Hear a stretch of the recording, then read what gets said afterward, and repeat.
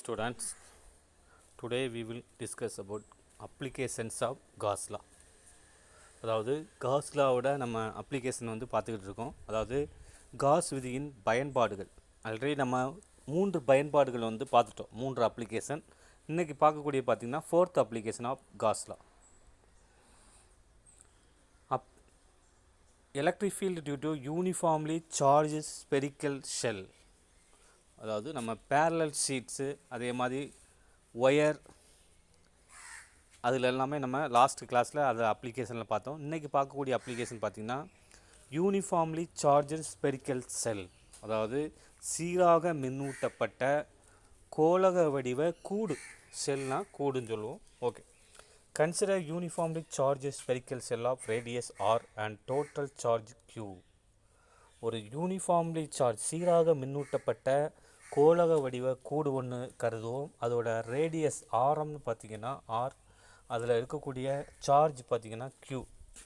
The electric field at points outside and inside the sphere.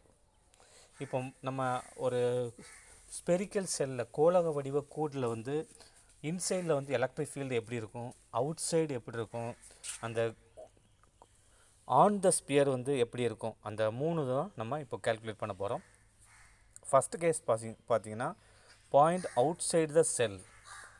ஒரு பிங்கிற point வந்து நமக்கு ஒரு அந்த செல்லுக்கு வந்து அவுட் சைடு இருக்குது. ஸோ இப்போ எலக்ட்ரிக் ஃபீல்டு வந்து இந்த இடத்துல எப்படி இருக்கும், அவுட் சைடு த செல் வந்து எலக்ட்ரிக் ஃபீல்டு எப்படி இருக்கும், அதான் பார்க்க போகிறோம். Let us choose the point P outside the cell at the distance R from the center. அப்போ அந்த Pங்கிற பாயிண்ட் வந்து ஆர்லேருந்து சென்டர்லேருந்து எவ்வளோ டிஸ்டன்ஸில் இருக்குது, Pங்கிற பாயிண்ட் வந்து இந்த சென்டர்லேருந்து எவ்வளோ டிஸ்டன்ஸ் இருக்குது, ஆருங்க ஸ்மால் ஆர் அப்படிங்கிற டிஸ்டன்ஸில் வந்து இருக்குது.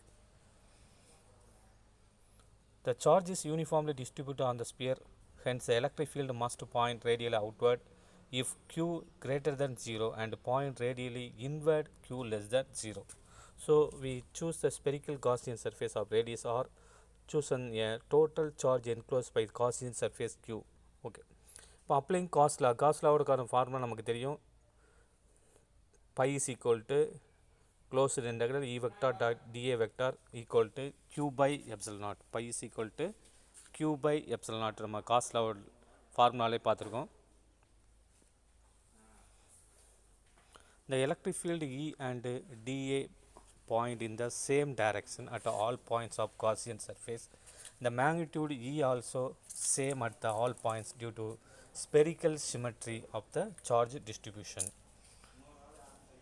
இப்போ Gaussian surface, இப்போ E வந்து காமனாக வெளியே எடுத்தாச்சு. அப்போ நமக்கு என்ன இருக்குன்னா E closed integral dA equal to Q by epsilon naught. Closed integral dA total area of the Gaussian surface. அப்போ காசியன் சர்ஃபேஸுங்க ஒரு ஸ்பெரிக்கல் சர்ஃபேஸ் கோளக வடிவம். அப்போ நமக்கு அதுக்கு ஃபார்முலா பார்த்திங்கன்னா 4πr². 4πr². இப்போ 4πr² டிஏக்கு பதிலாக நம்ம 4πr² சப்ஸ்டியூட் பண்ணியாச்சுன்னா நெக்ஸ்ட்டு வந்து இந்த 4πr²ங்கிறது இந்த சைடு இருக்கும்போது அங்கே வந்து என்ன ஆகும், டினாமினேட்டர் போயிடும். ஸோ நெக்ஸ்ட்டு நமக்கு இந்த ஈக்குவேஷன் கிடைக்கும்.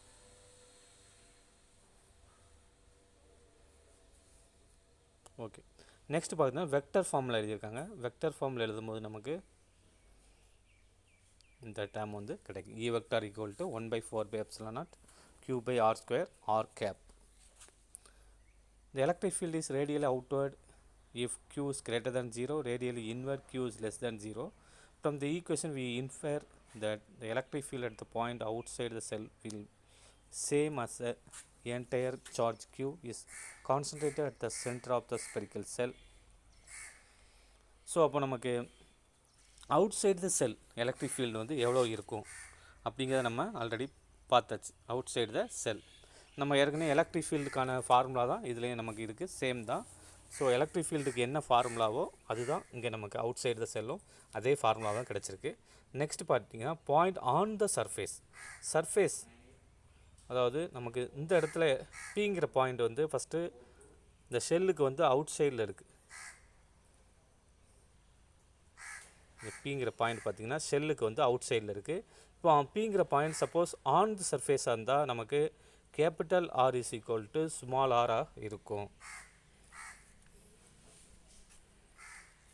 இப்போ இதில் பார்த்தீங்கன்னா capital R is equal to small R.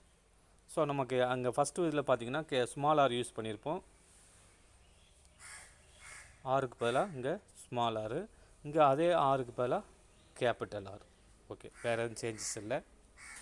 Next பார்த்தீங்கன்னா point inside the spherical shell, அதாவது at the point inside the spherical shell R less than R, small R less than capital R. Okay. Consider point P inside the cell at the distance R from the center. The Gaussian sphere of radius R constructed applying Gauss law. Okay. நம்ம Gauss லாவோட formula பார்த்தீங்கன்னா நமக்கு இந்த formula கிடைக்கும்.